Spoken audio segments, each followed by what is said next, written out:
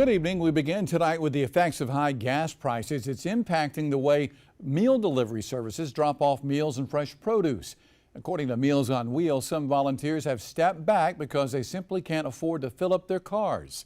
News 19's Eleanor Tabone now with the top story tonight.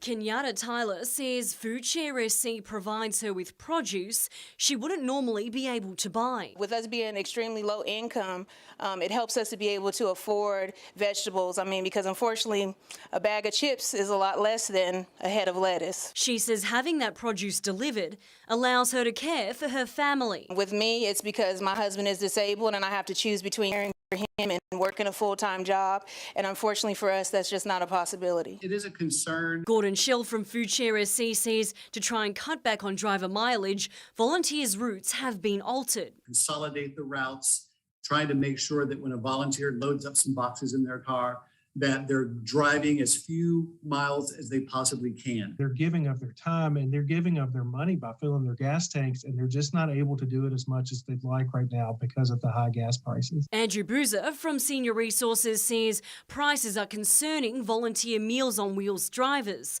saying a handful have pulled back. The raising of gas prices here, it's been harder and harder to recruit that new volunteer to start Meals on Wheels. We rely on our volunteers to provide all of the transportation expenses themselves. To me, it's a no-brainer. They need to have the visit. Meals on Wheels volunteer Karen Horan picks up those extra shifts. I fill in when I can. The obligation to get these meals out and the need to get them out is so great. In Columbia, Eleanor Tabone, News 19 WLTX.